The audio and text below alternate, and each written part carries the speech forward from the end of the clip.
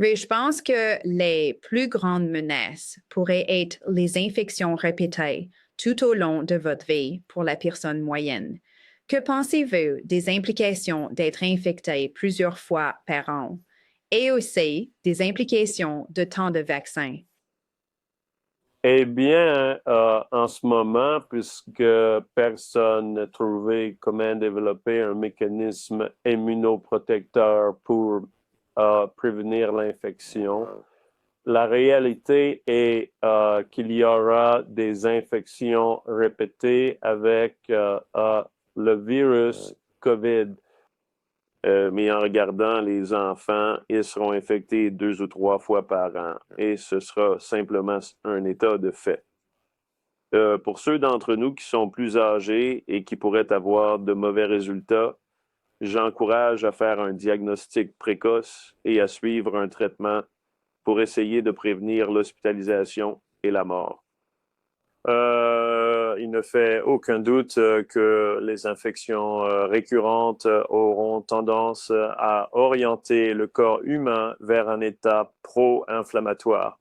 Je pourrais soutenir que le vieillissement n'est rien d'autre qu'une maladie pro-inflammatoire.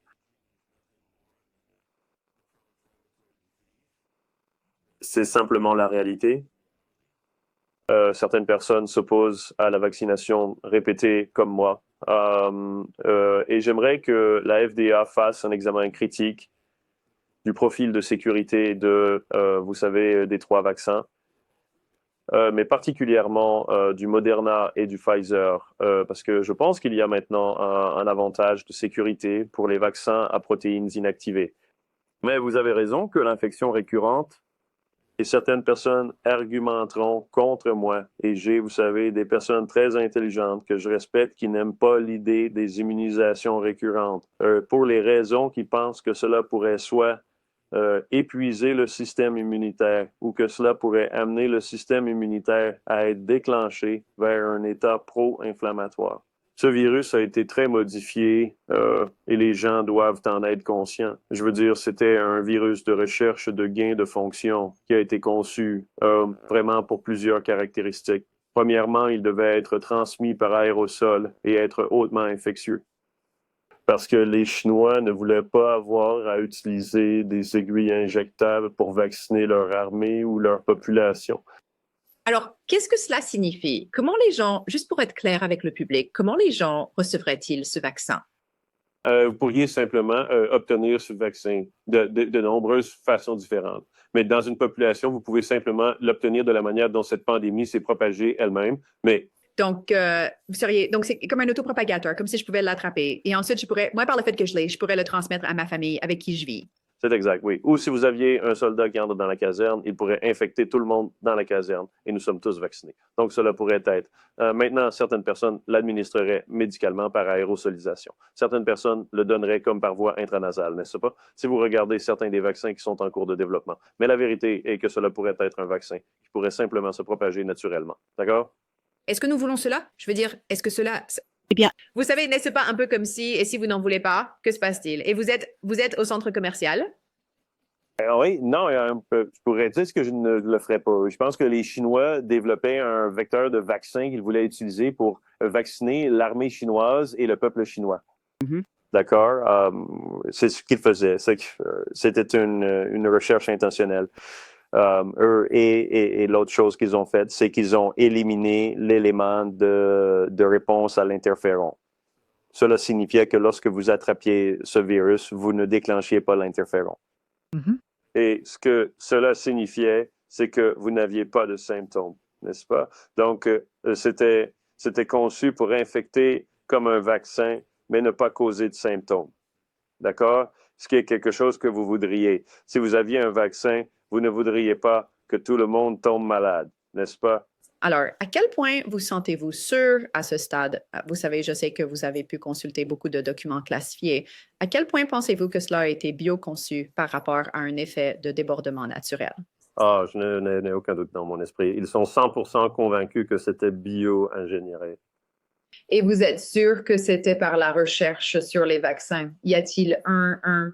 C'est spéculatif parce que je n'ai pas les données internes. Je dis que quand je mets ensemble, vous pourriez soit suggérer que c'était une recherche intentionnelle pour créer un pathogène dangereux pour les humains.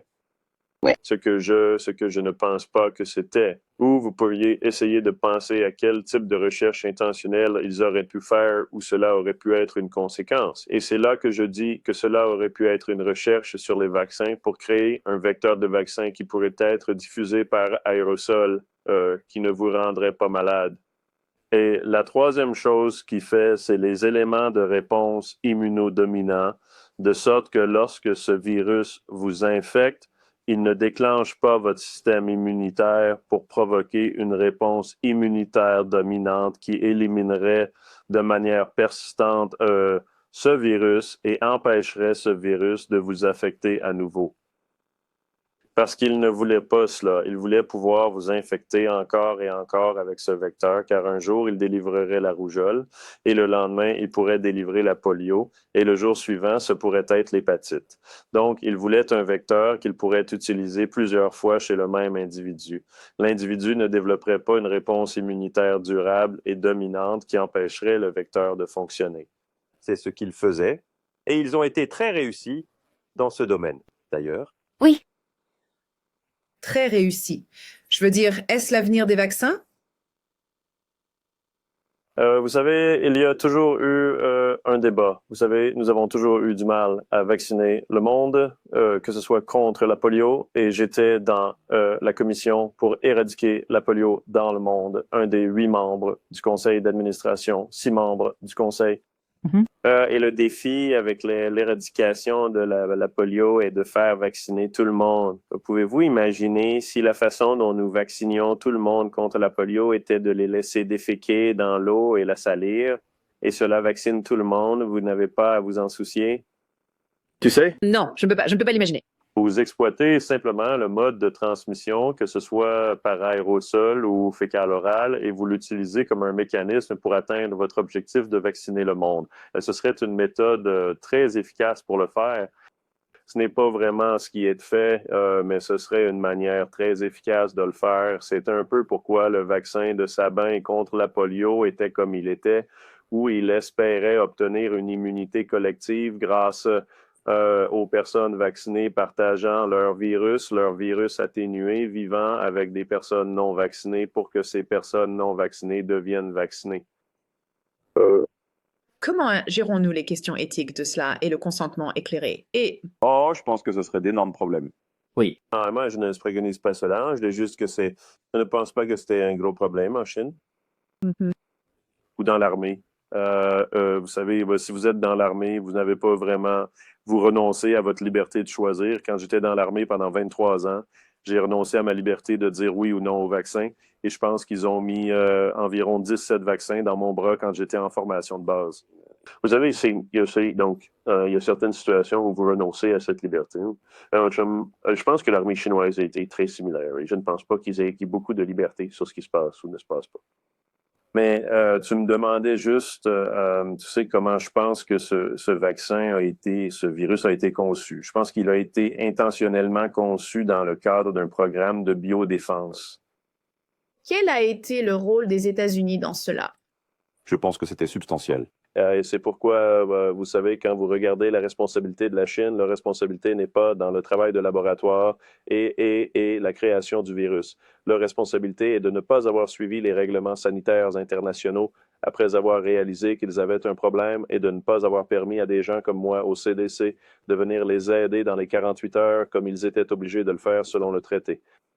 Mais le rôle des États-Unis était substantiel. Premièrement, ils ont financé la recherche à la fois par le NIH, le département d'État, l'USAID et le département de la Défense. Ces 4 agences ont aidé à financer cette recherche.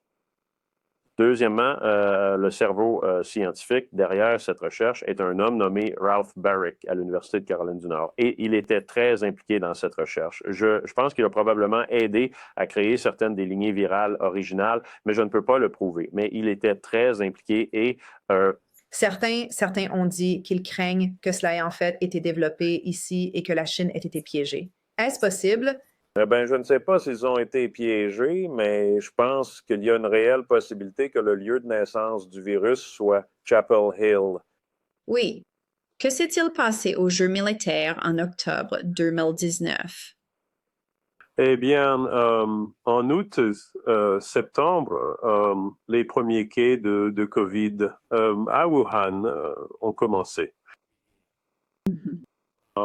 Clairement, à la mi-septembre, il y avait un problème significatif. D'accord? Parce que, et je ne me souviens pas de la date exacte. Je pense que c'est maintenant dans le domaine public. C'était classifié, mais je pense que c'était le 19 septembre. Mais ils ont fait trois choses. Ils ont changé la direction du laboratoire, puisqu'il s'agissait d'un laboratoire à double usage. Ils l'ont transformé de civil à militaire. Ainsi, l'armée a été mise en charge du laboratoire. D'accord. Ils ont fait quelque chose de très irrégulier, c'est qu'ils ont supprimé les séquences de recherche des virus COVID qu'ils avaient faites des années auparavant. Donc, toute la base de données a été supprimée. D'accord. Très inhabituel. Et puis, la troisième chose qu'ils ont faite, ce qui, je pense, est un signe révélateur de ce qui va se passer, c'est qu'ils ont passé un contrat pour refaire le système de ventilation dans le laboratoire. D'accord? Et nous parlons de l'Institut de virologie de Wuhan. Est-ce que... Oui, l'Institut de virologie de Wuhan, oui, en septembre. Et c'était un BSL-2, n'est-ce pas? Il devait... Eh bien, c'était un laboratoire de niveau B. C'était un laboratoire de niveau de biosécurité 3, de niveau de biosécurité 4, mais nous avons une bonne documentation qui faisait la plupart de leurs recherches à des niveaux de biosécurité 2. D'accord. D'accord? Et nous avons aussi des données en septembre indiquant que certaines personnes de l'Institut de Wuhan développaient des maladies respiratoires. D'accord? Maintenant, souvenez-vous de ce que j'ai dit, c'est en grande partie asymptomatique chez les jeunes. Cela signifie les personnes de moins de 60, 50 ans, n'est-ce pas? Donc, vous ne... À ce moment-là. Mais vous ne diriez-vous cela encore maintenant? Que c'est asymptomatique? Mes amis, vous savez, les personnes dans la vingtaine, la trentaine tombent assez malades. Ah oui, non, mais je ne dis pas... oui, vous pourriez avoir des amis qui ont été assez malades, mais cela pourrait être 10% de vos amis. Je dis probablement qu'au moins la moitié des personnes qui attrapent le COVID ne tombent pas vraiment malades. Ils ne remarquent rien, d'accord? Ça ne veut pas dire que la moitié ne tombe pas malade, mais beaucoup de gens ne se sentent pas malades. Et je soupçonne qu'en septembre, ces travailleurs de laboratoire sont arrivés à Wuhan et ils ont propagé le virus, d'accord? Et l'épidémie a commencé. Et si vous regardez les schémas de trafic qui sont également déclassifiés, vous pouvez commencer à voir les schémas de trafic changer vers l'utilisation des hôpitaux et les parkings des hôpitaux. Et donc, il est clair pour moi que l'épidémie de ce virus a commencé en septembre et s'est considérablement étendue en septembre au point d'être remarqué par les autorités locales. D'accord? Et je soupçonne qu'ils ont informé Pékin, mais cela a été géré au niveau local. D'accord? Et puis, bien sûr, les Jeux militaires sont arrivés début octobre. D'accord. Vous savez, encore une fois, quelque chose de très irrégulier s'est produit en ce que le gouvernement de Wuhan a interdit à tout spectateur d'assister aux Jeux. Ce qui est très irrégulier. Le but de ces Jeux était de rassembler le monde et de permettre aux gens de regarder. J'ai entendu dire que tout a été fermé. Toute la ville a été fermée. Elle a été fermée, mais les Jeux ont continué, mais aucun spectateur ne pouvait y assister.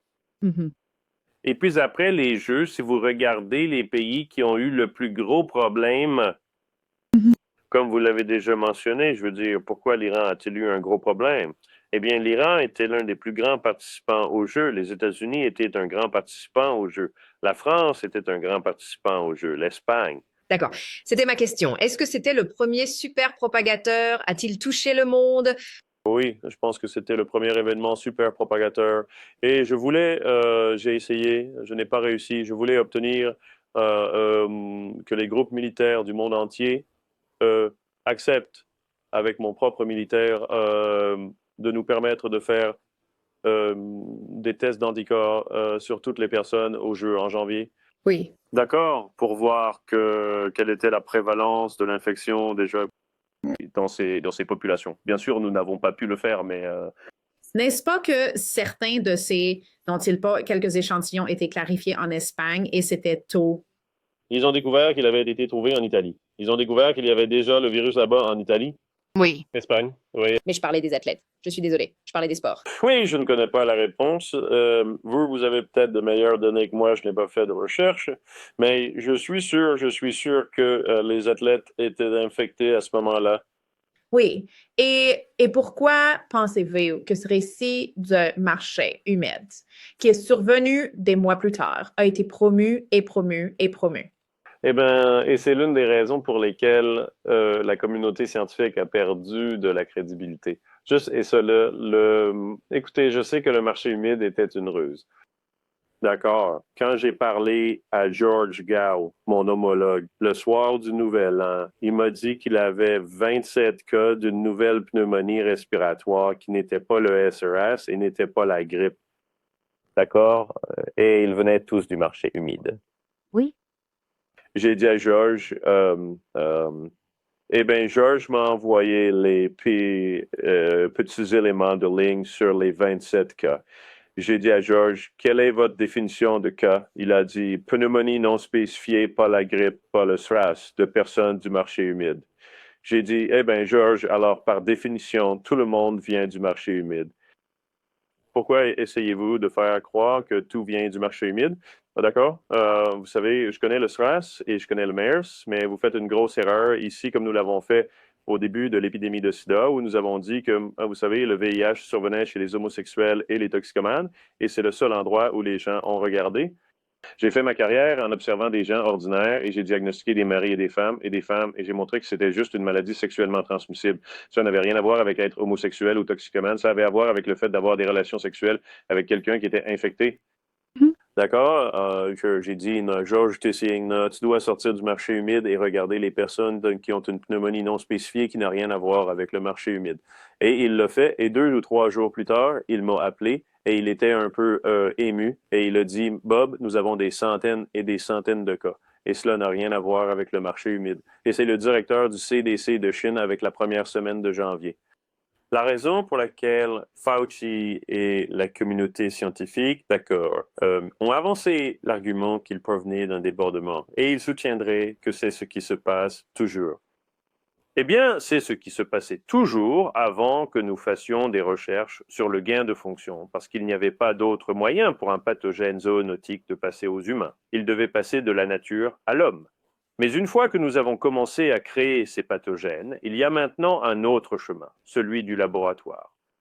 Et la raison, Tony, et ils l'ont fait parce que j'ai parlé à Tony et Collins en janvier à propos de l'exploration des 2 hypothèses naturelles et spillover, et très rapidement, Jeremy Farrar, très rapidement, ils ont eu leur appel téléphonique privé. Ils ne m'ont pas inclus et ils ont tous convenu qu'il n'y avait qu'une seule explication.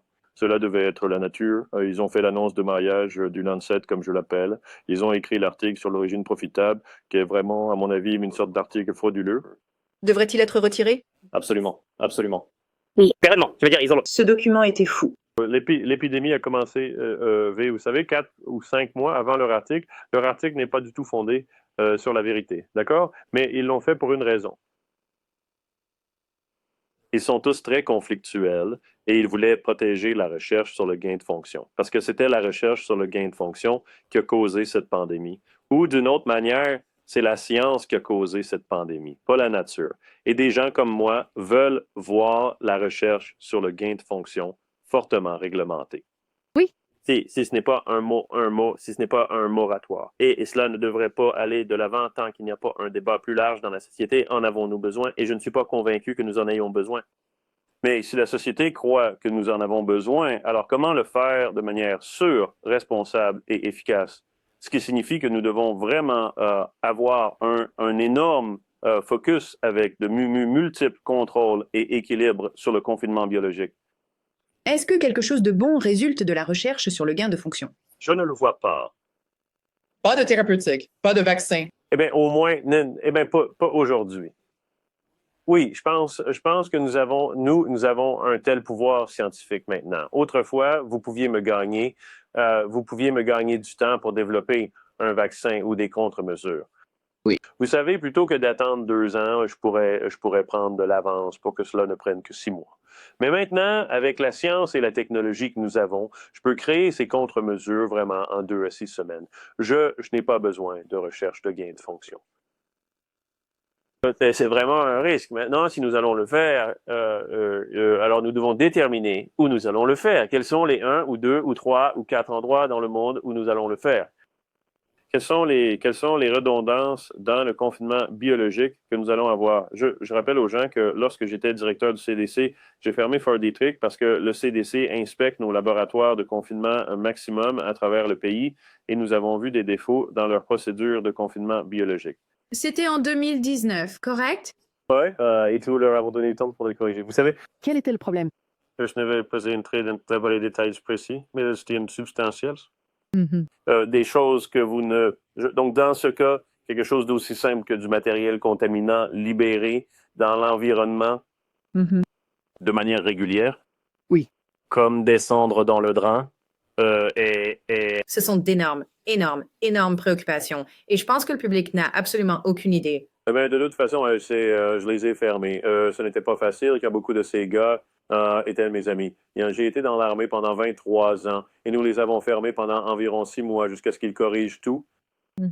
Et nous étions confiants qu'ils avaient amélioré leur procédure de bioconfinement. Mais vous savez, c'est quelque chose qui est vraiment important. En ce moment, la recherche de gains de fonction, comme vous le savez, est menée dans plusieurs universités à travers le pays et elles n'ont pas du tout un confinement optimisé. Vous savez, les NIH viennent d'ouvrir le financement pour que l'Université du Wisconsin reprenne ses recherches sur la transformation de la grippe aviaire pour la rendre capable d'infecter efficacement l'homme. Oui, je pense que c'est un sujet vraiment important à aborder. Et toi et moi sommes tous les deux au Conseil consultatif de BioSafety Now. Donc, je sais que nous sommes tous les deux très concernés par cette question entière. Et que penses-tu, avant de parler de la grippe aviaire, quelle est l'importance du Risky Research Review Act qui est actuellement sur la table? Je pense que c'est important. Je pense nous devons avoir... malheureusement, la communauté scientifique n'a pas la crédibilité pour faire cela dans l'intérêt de la sécurité nationale des États-Unis. Et il doit y avoir une évaluation de la sécurité nationale de la recherche que nous finançons. Oui. Donc, si le NIH ou d'autres agences décident de financer des recherches qui peuvent avoir des implications pour la sécurité nationale, alors je pense que cela doit passer par un autre comité qui l'évalue et l'approuve du point de vue de la sécurité nationale. Et donc, je suis un grand défenseur. J'ai examiné ces choses. Je pense que c'est important. Je les ai fortement encouragés à mettre, au départ, ils avaient une personne de la sécurité nationale dans le panel. Je leur ai dit qu'ils en avaient besoin d'au moins 3, parce que les scientifiques pourraient facilement s'imbrandre à cette personne. Je pense que nous devrions faire un moratoire sur la recherche de gains de fonction, comme je l'ai fait dans mon éditorial du Wall Street Journal, jusqu'à ce que tout cela soit résolu. Je veux dire, cela ne signifie pas que nous ne serons pas attaqués par la guerre biologique. Cela ne signifie pas que, et je pense que c'est aussi important d'en parler. Comme ces choses sont toujours possibles, même si nous mettons des paramètres autour de cela. Et nous n'avons pas à aider comme nous l'avons fait en 2012, où nous avons publié exactement les quatre acides aminés qu'il faut changer chez les oiseaux pour le rendre hautement pathogène pour l'homme et donner ça à n'importe quel cinglé qui traîne. Nous n'avons pas besoin de faire ça. Est-il possible que la COVID ait été une libération intentionnelle? Je ne pense pas. Je ne pense vraiment pas. Je connais certains des scientifiques impliqués. Je ne pense pas que c'était ça. Je pense qu'il est plus probable. J'ai toujours dit que c'est une conséquence de l'arrogance scientifique. Je pense que les scientifiques impliqués étaient arrogants et qu'ils ne pensaient pas que quelque chose pourrait mal tourner. Oh, ils sont toujours incroyablement arrogants, n'est-ce pas? Oui, ils ne pensent pas que quelque chose pourrait mal tourner, mais je ne pense pas que c'était intentionnel. Et je pense, vous savez, vous voyez à quel point Tony Fauci devient émotif quand Rand Paul lui pose une question. Il a aussi, vous m'accusez d'avoir tué 4 millions de personnes. Rand voulait revenir et dit, ouais, non, je vous accuse d'avoir tué 20 millions de personnes. Oui, eh bien, je pense qu'il est important de clarifier le rôle de Tony Fauci dans le soutien. Je veux dire, à mon avis, il est l'un des plus grands partisans et financeurs de la recherche sur le gain de fonction. Oui, il est l'égérie. Je le suis depuis 2012 sur ce sujet. Il est l'égérie de la recherche sur le gain de fonction. Comment a-t-il autant de pouvoir? parce qu'il possédait tout l'argent pour la recherche. Je veux dire, il avait des milliards et des milliards de dollars. De plus, vous savez peut-être qu'en 2002-2003, Dick Cheney a décidé que les États-Unis avaient besoin d'une approche beaucoup plus agressive. Et donc, il l'a retiré de Fort Detrick et des États-Unis. Mais de où il appartient, et il l'a mis au NIH sous Fauci et lui a donné 40 milliards de dollars pour le gérer.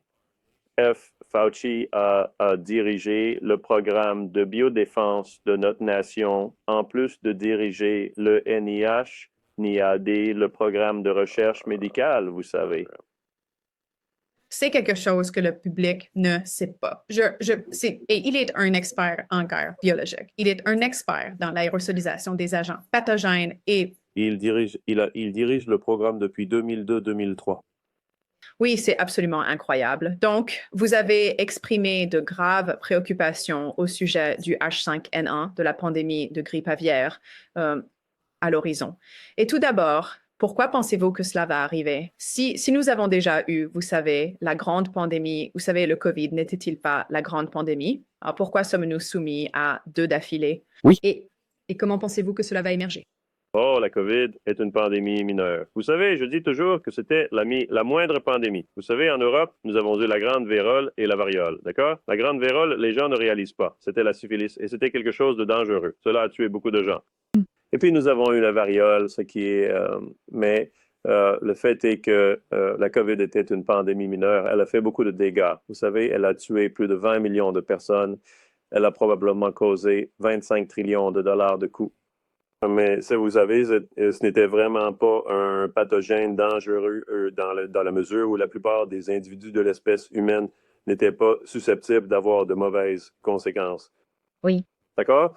La grippe aviaire, au contraire, quand elle infecte les humains, en général, si vous regardez le H5N1 que nous avons eu jusqu'à présent ou le H7N9 que nous avons eu jusqu'à présent, dans les cas principalement en Asie et en Asie du Sud-Est, partout où elle est passée, disons, d'un oiseau à l'homme, et ensuite l'homme zélène haute terminale, elle ne passe pas d'homme à homme.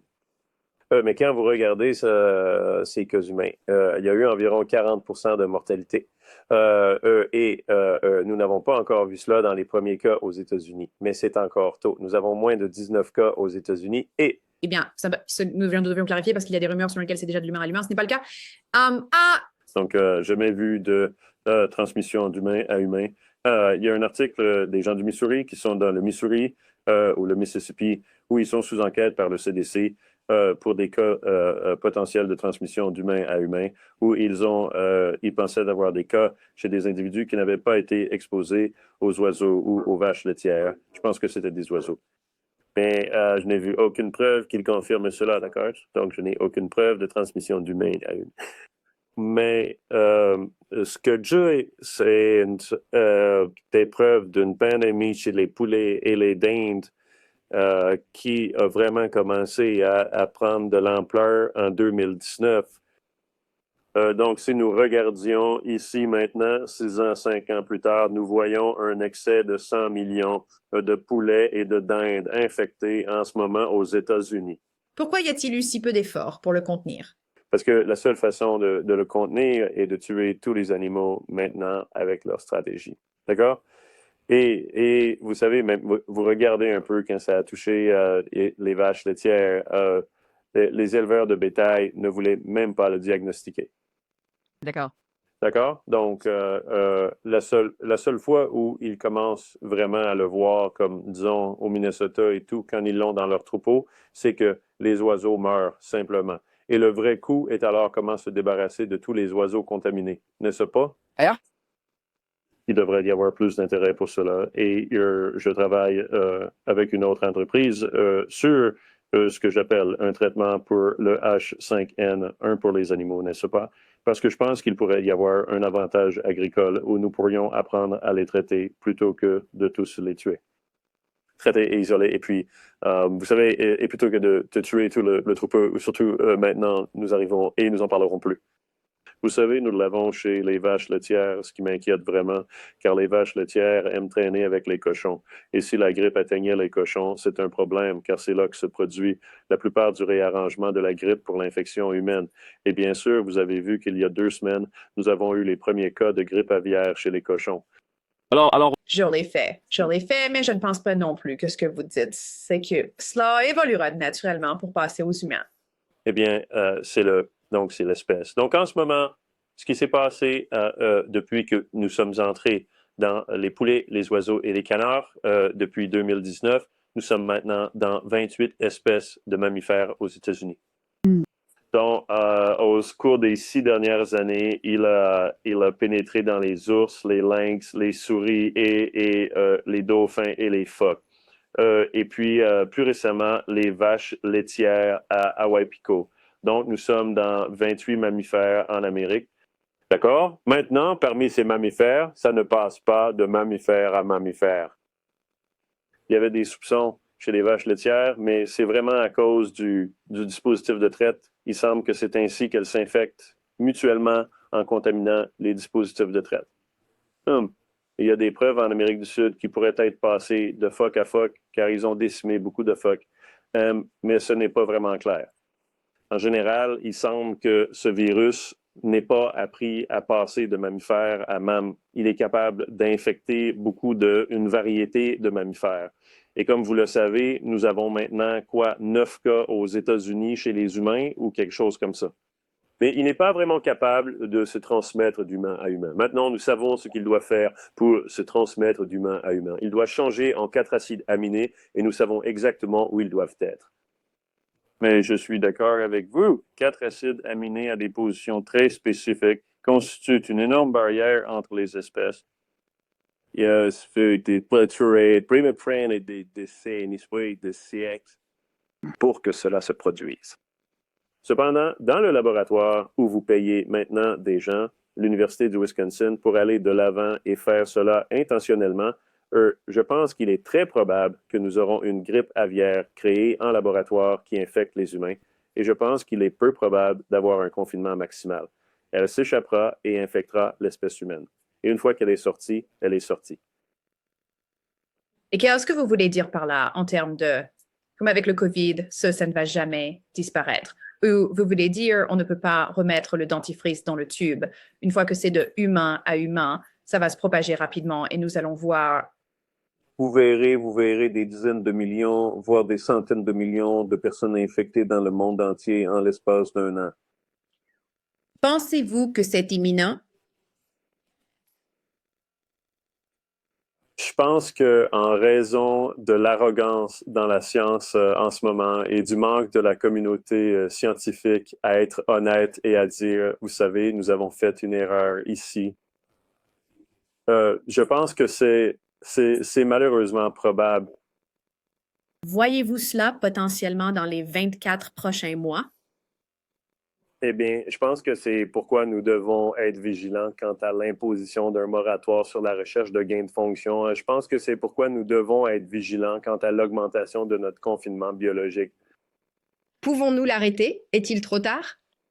Bien, il n'est jamais trop tard. Je veux dire, il n'est jamais trop tard. Ah, mais je pense, vous savez, je pense qu'il y a beaucoup de façons dont nous pouvons. Je veux dire, je peux convaincre les universités et eux de ne pas faire de recherche sur le gain de fonction en 1 semaine. Parce que tout ce que je ferais, c'est dire, bon, très bien, si vous faites de la recherche sur le gain de fonction ou si vous êtes impliqué avec des collaborateurs qui font de la recherche sur le gain de fonction, vous ne recevrez aucun financement scientifique du gouvernement de la part des NIH ou de toute autre agence gouvernementale. Ils commenceraient, ils arrêteraient demain.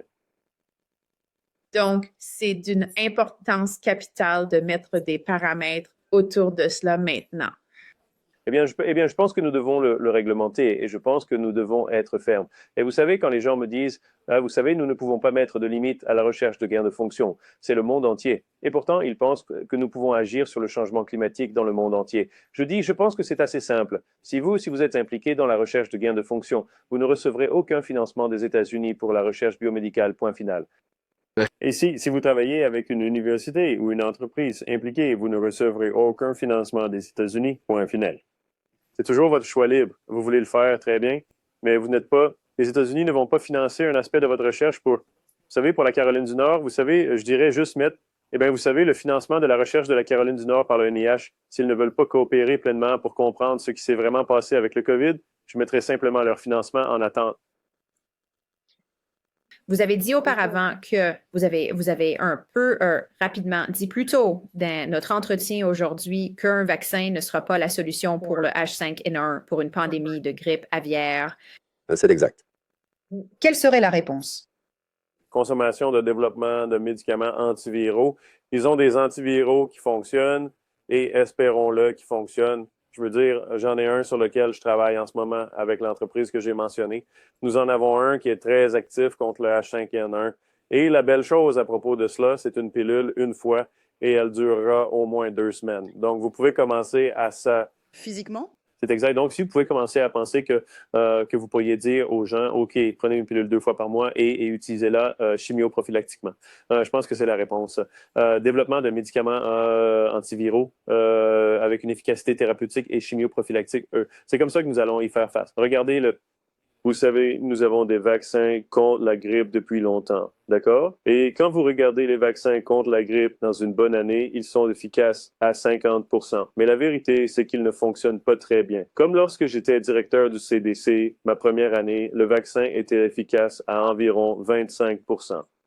Et seulement 50% du public américain l'ont pris. Donc, ça signifie que 12,5% seraient, vous savez, protégés. Cela ne contrôlerait pas du tout la pandémie. Et vous savez, donc, les vaccins contre la grippe ne fonctionnent tout simplement pas très bien. C'est tout ce que je dis. Je pense que nous devrions également parler de la possibilité, parce qu'encore une fois, il y a beaucoup de battage autour des vaccins nasaux et vous savez, des vaccins intranasaux qui pourraient bloquer l'infection par le COVID, qui pourraient bloquer l'infection par la grippe. Je pense qu'il y en a un pour la grippe qui ne fonctionne pas très bien. Il y a eu des essais pour un vaccin COVID qui a échoué en 2e phase. Que pensez-vous de cette possibilité? Je pense que c'est une chose raisonnable à rechercher. L'idée serait qu'ils obtiennent des niveaux plus élevés d'IgA sécrétoire dans les voies respiratoires, ce qui pourrait alors être meilleur pour neutraliser le virus et empêcher l'infection de s'établir. Mais ça, vous savez, c'est tout hypothétique. Et développer cela en un vaccin efficace qui fonctionne réellement et qui fonctionne chez plus de 90%, 95% des gens, c'est une toute autre histoire.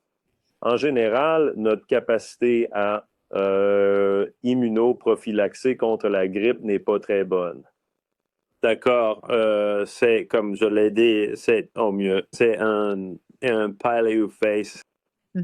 Avec ce que nous avons maintenant, vous parlez d'Exofluza, Tamiflu? Oui, tous. Mais maintenant, nous avons de bons antiviraux, je veux dire, vous savez, et nous devrions obtenir de meilleurs antiviraux et de meilleurs antiviraux. Vous savez, Baloxavir, vous savez, nous avons, et puis Tamiflu, nous avons. Mais je pense que nous pouvons obtenir de meilleurs antiviraux.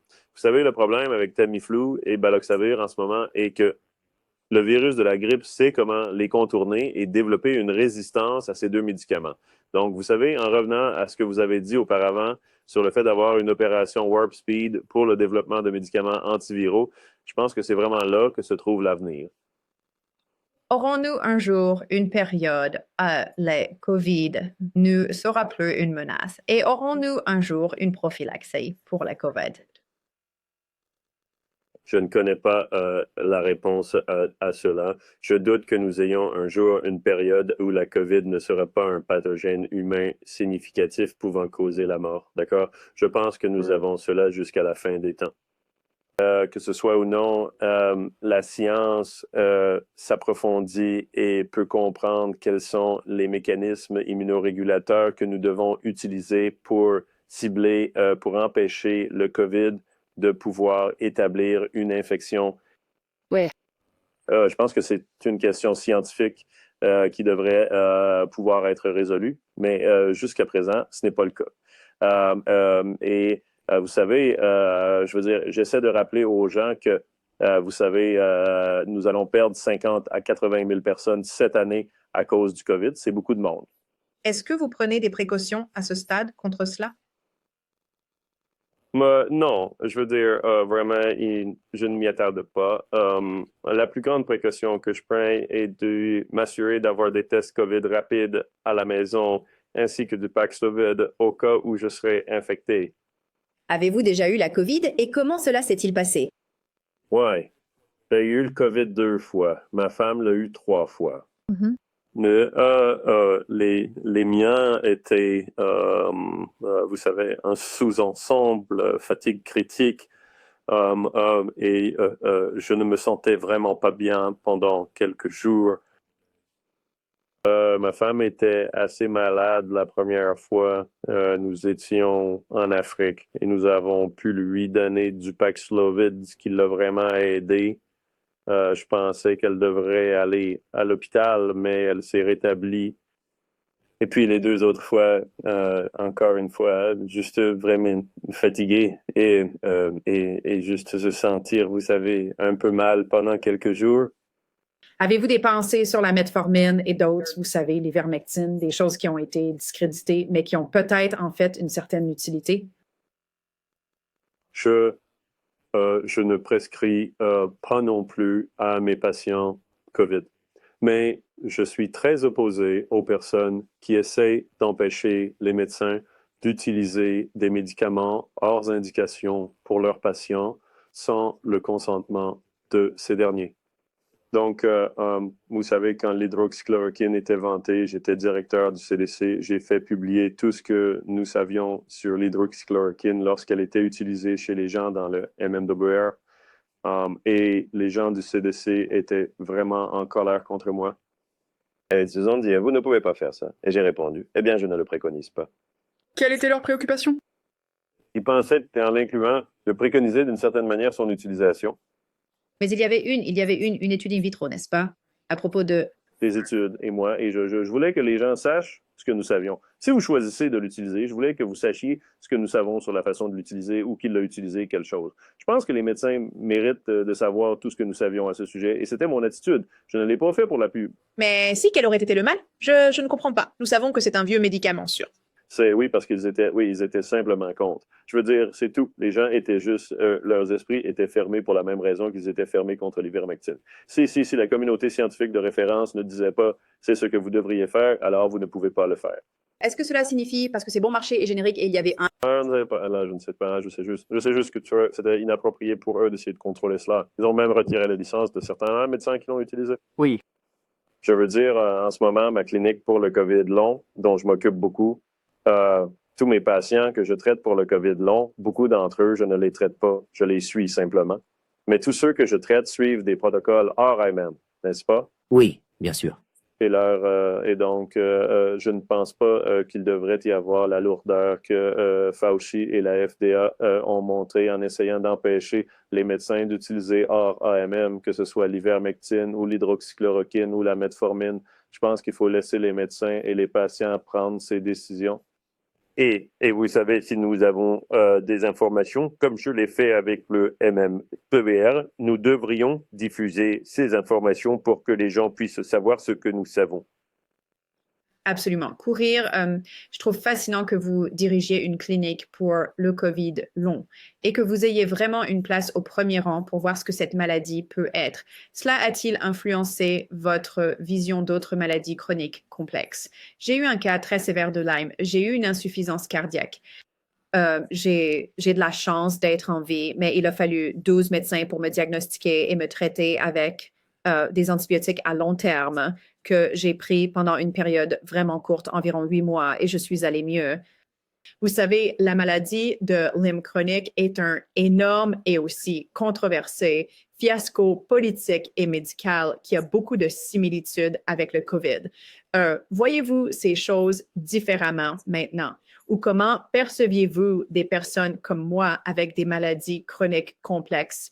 Eh bien, j'ai soigné la maladie de Lyme pendant longtemps. En fait, j'ai diagnostiqué le tout premier cas de maladie de Lyme en Virginie dans les années 70. Je suis plaisante. C'est tellement intéressant. Quand tout le monde disait que cela n'arrivait pas en dehors de l'Afrique. À quoi cela ressemblait-il? À quoi cela ressemblait-il? Je ne savais pas cela. C'était un joueur de piccolo et une femme dans notre fanfare militaire. Et ses symptômes étaient qu'elle ne pouvait plus bouger ses doigts aussi vite qu'avant. Oui. Et quand je l'ai examinée, j'ai découvert qu'elle avait eu une morsure de tique avec, vous savez, une lésion rouge. Et tout le monde disait, non, elle ne peut pas l'avoir. Elles ne sont pas ici. Et vous savez, étant curieux, nous sommes allés sur sa propriété avec des couvertures et avons fait un balayage de tiques. Mm-hmm. Et nous avons attrapé un tas de tiques. Et nous avons découvert que, en fait, la tique associée à Lyme était effectivement en Virginie. Et puis, nous avons fait des tests spéciaux sur elle et prouvé qu'elle avait, en fait, les spirochettes et l'anticorps de Lyme. Et bien sûr, vous savez, Lyme était déjà en train de se répandre à travers le pays. Je suis fermement d'avis que la thérapie antibiotique à long terme, en général, n'est pas indiquée pour Lyme. Vous savez, après, disons, 60 jours. Cependant, je suis aussi d'avis que la symptomatologie post-Lyme est très courante, est très sévère, est très débilitante, est très... Pensez-vous que c'est persistant? Je veux dire, êtes-vous d'accord que l'organisme persiste? C'est persistant. Oui, je ne pense pas. Je ne pense pas que ce soit causé par l'organisme. Je pense, encore une fois, que nous avons, comme avec le COVID, je pense que c'est causé par certains antigènes de l'organisme qui ont déclenché le système immunitaire pour aller dans la mauvaise direction. Vous pensez que que l'organisme a été guéri?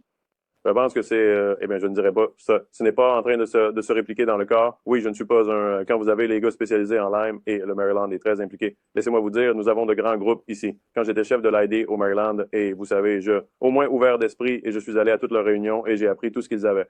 Mais je ne pense vraiment pas qu'il y ait des preuves convaincantes qu'un nombre significatif de personnes avec des symptômes de Lyme à long terme aient des spirochètes qui se répliquent activement. Mais nous savons qu'il a été trouvé dans le liquide céphalorachidien après plusieurs mois. Il y en a eu quelques-uns et nous avons vu la même chose avec la syphilis. Et bien, vous savez, un de mes professeurs était celui qui a fait tout le travail sur la syphilis. La seule chose que nous dirons, c'est que les spirochètes sont extrêmement sensibles à la ceftriaxone et à la pénicilline. Donc, en général, je n'ai pas été un défenseur. Je pense que la plus longue période pendant laquelle j'ai traité quelqu'un est de 60 jours. Alors, que se passe-t-il au jour 61 lorsque ces symptômes se transforment en fibromyalgie et en maladie neurologique? Et nous savons que ces spirochètes ont été trouvés dans le cerveau des patients atteints d'Alzheimer et de sclérose en plaques. Oui, donc nous continuons à surveiller et traiter les patients de manière symptomatique. Et presque tous mes patients ont eu une résolution significative de leur plainte principale en 12 mois sans antibiotiques prolongés. Merci. Ça dépend. Vous savez, parfois, c'est anti-inflammatoire. Parfois, c'est juste écouter. Mais c'est mon argument, est-ce que ce ne sont pas les antibiotiques? J'ai eu autant de patients qui ont eu, vous savez, des perfusions intraveineuses à long terme et qui ont fini par avoir des infections secondaires et de très mauvaises complications dues à une thérapie antibiotique intraveineuse prolongée. N'a jamais utilisé de perfusion intraveineuse. Et je pense que les antibiotiques doivent être utilisés avec précaution et en toute sécurité. Mais il y a tellement de complexité et il y a d'autres maladies transmises par des vecteurs. Le plus gros problème que j'ai avec la maladie de Lyme chronique, et quand j'étais directeur du CDC, je voulais faire cela, c'est que très peu de personnes qui ont la maladie de Lyme n'ont que la maladie de Lyme. D'accord. La tique moyenne qui vous donne la maladie de Lyme transmet au moins 2 autres maladies en même temps, dont nous ne diagnostiquons pas. Alors que c'est une anaplasmose ou Ehrlichia ou même mon propre CDC a découvert, quand j'étais directeur, nous avons découvert un tout nouveau virus qui était maintenant dans les tiques. Vous savez, donc il y en a un grand nombre. Et donc, ce que j'essayais de faire, c'était obtenir de l'argent du Congrès pour rassembler des tiques de chaque région du monde, du pays, et découvrir quels agents pathogènes se trouvent dans chacun de ces groupes de tiques. Ainsi, je pourrais publier un tableau indiquant voici les 7 tiques dans cette région et voici les agents pathogènes qu'elles transportent. Et voici un test de diagnostic pour votre patient afin de voir, voici une matrice des, disons, tests pour la Louisiane ou voici le test d'ici. Ainsi, nous pouvons diagnostiquer beaucoup plus précisément non pas que vous avez la maladie de Lyme, car nous avons des tests pour cela, et les gens s'y concentrent, mais que vous avez la maladie de Lyme plus ceci et cela. Mais quand je traite les gens pour la maladie de Lyme, vous savez, et je fais ces 60 jours d'antibiotiques, je les traite souvent avec une combinaison de plusieurs antibiotiques que je pense traiterait 3 pathogènes différents. Je pense que c'est un conseil et un avis extrêmement précieux de votre part. Est-ce que vous regardez, vous savez, vous souciez-vous du test ou faites-vous vraiment un diagnostic clinique et ensuite... Eh bien, je n'ai pas le test très bien. Vous savez, ils ne sont pas si bons. Nous l'envoyons. Vous savez, en général, ce que je fais, c'est vraiment connaître la région, prendre un historique et ensuite regarder quels sont les pathogènes probables que je pense pouvoir aussi être dans la tique, et je suppose. Et avec quoi traitez-vous lorsque vous venez à... Ça varie. Vous savez, évidemment, doxycycline, clindamycine, mais ça varie. C'est formidable d'entendre que vous utilisez ces thérapies combinées, car je pense que c'est ce qui m'a sauvé la vie. J'avais aussi la bartonellose, qui est la maladie des griffes du chat. Bien sûr, nous savons tout à ce sujet et je suis sûre que vous en savez bien plus que la plupart des gens, étant donné votre expérience dans le VIH. La plupart des personnes avec des problèmes post-Lyme ont bien plus que juste Lyme. Donc, j'essaye généralement de traiter la bartonellose comme courante, l'anaplasmose comme courante, l'ehrlichiose est courante. Oui. Vous savez, de temps en temps, nous verrons la babésiose Oui. comme les tiques. Et vous savez, et la vérité est que la doxycycline ne va pas fonctionner pour tout. C'est exact. Ben, c'est pourquoi je fais des combinaisons, que je fasse là et la clindamycine ou... Avez-vous eu de la chance? Je veux dire, la Bartonella peut aussi être très résistante et avez-vous eu de la chance avec l'éradication ou au moins l'éradication des symptômes? Parce que ce que j'entends de tant de patients et de parents d'enfants avec PANS, je veux dire, c'est vraiment, vraiment difficile. Non, je pense que j'ai eu pas mal de chance. Je veux dire, je le fais depuis qu'ils l'ont découvert pour la première fois dans la fibre, ce qui remonte à longtemps. Donc, Alors, Dr. Redfield, je suis tellement ravie que nous ayons pu avoir cette conversation aujourd'hui. Vous avez enseigné tant de choses à tant de gens. Je sais que vous avez écrit un livre. Pourrons-nous le lire? oui. Donc, deux choses. Mon livre n'est pas, vous savez, c'est triste. J'ai écrit vous savez, comme un guide de 60 pages pour essayer d'intéresser les grandes entreprises à mon livre, ce que je pensais important parce que j'étais virologue et j'étais à la tête du CDC. Je pense que c'est important aussi. Et j'ai bien avancé. Et j'ai un excellent nègre littéraire. Il a 25 best-sellers New York Times. Il est très bon, mais il n'est pas bon marché. Mais au final, les grandes entreprises ont toutes refusé mon livre parce qu'elles estimaient qu'il était inapproprié que je suggère que le virus COVID provienne d'un laboratoire en Chine. Mm-hmm. En ce moment, je ne pense pas qu'ils ressentiraient cela maintenant. C'était il y a 3 ans et demi, 4 ans. Et puis, une fois que la société a proposé de publier mon livre, Sky Earth, eux, et c'est un bon éditeur, Oui. mais ils ne m'ont pas offert assez d'argent pour payer mon nègre littéraire. Donc, je vais quand même faire mon livre. Je vise actuellement 2026. D'ici là, espérons que Trump déclassifiera le reste des informations qui sont encore classifiées. Et parce que le Congrès avait voté pour que tout soit classifié, mais Biden ne l'a jamais fait. Et donc espérons que tout sera déclassifié. Parce que, vous savez, la première fois que tout le monde au Sénat et au Congrès a voté pour le déclassifier, c'était à l'unanimité et il ne l'a pas fait. Oui. Donc j'espère que tout sera déclassifié et alors je pourrai être libre de tout raconter ce que je sais. Ce serait incroyable. Et puis... et le but du livre est de regarder, vous savez, ce qui s'est passé, mais plus important encore, de concentrer le livre davantage sur la préparation, notre préparation pour la prochaine pandémie. Je suis un grand défenseur du fait que nous devons avoir un programme aux États-Unis proportionnel à la menace. Et je pense que la biosécurité, je donne une conférence, en fait, je pars cet après-midi, je donne une conférence demain, une conférence sur la sécurité nationale, où vous savez, je crois que la biosécurité est l'une des plus grandes menaces pour la sécurité nationale aux États-Unis. Et je pense que nous devons créer, développer un programme proportionnel à la menace. Donc, j'aimerais obtenir un programme proportionnel.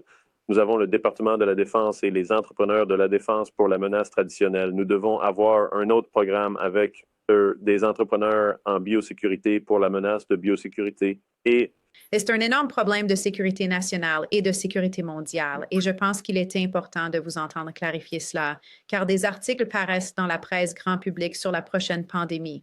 Mais le public ne peut rien faire à ce sujet. Cela doit venir du gouvernement. Oui, le gouvernement doit le faire. J'essaie de faire en sorte que le ministère de l'Énergie l'héberge car ils ont 5 bons laboratoires et ensuite ils peuvent gérer les contractants, ce qui serait un grand groupe de contractants dans le développement de médicaments antiviraux, le développement de vaccins, vous savez, diagnostic EPI, équipements médicaux ciblés, pour que nous ayons vraiment une équipe de contractants à long terme pour construire une industrie. C'est probablement environ 200-250 milliards de dollars par an de besoins. Mais cela préparerait notre nation pour que nous n'ayons pas à faire face à ce que j'anticipe être une perte de vie catastrophique si nous ne le faisons pas. Absolument. Alors, est-ce que c'est cela qui vous empêche de dormir la nuit? Est-ce que Oui. c'est la chose? Oui. C'est ce qui me maintient politiquement activé. Alors, si des patients veulent vous contacter pour prendre rendez-vous, êtes-vous ouvert? Oui, je le suis. Si tu peux voir, c'est ma carte. Tu la vois? Oui, je peux le voir. Donc, c'est gbmc.org. C'est correct? Le GBMC, que dit-il? Le numéro de téléphone, ici, pour prendre un rendez-vous. Robert Redfield, MD, Security Status. 18 train to trade 80, 410. Vous êtes dans le Maryland, correct? Dans le Maryland, oui. Mon bureau est à Timonium, Maryland. Et vous utilisez des choses comme le Maraviroc et votre... Oui. Vous avez... C'est génial. Et vous avez un certain succès, on dirait. Est-ce que vous... Oui, j'ai beaucoup de succès et j'utilise, j'ai différents protocoles pour différentes choses. Si c'est de la microcoagulation, je regarde une thérapie triple anticoagulante. Si c'est un dysfonctionnement cognitif, j'utilise beaucoup de Maraviroc et d'autres modificateurs de vos voies de chimioquine. Nous faisons aussi beaucoup de thérapies de stabilisation des mastocytes, mais nous obtenons des résultats vraiment remarquables. Génial. Merci beaucoup pour votre temps, Dr. Redfield. Je l'apprécie vraiment. Merci de nous avoir rejoints aujourd'hui. Veuillez vous abonner ou nous suivre pour d'autres conversations vraiment intéressantes. Et j'aimerais avoir de vos nouvelles, alors laissez un commentaire ou envoyez-moi un message. Faites-moi savoir ce que vous en pensez.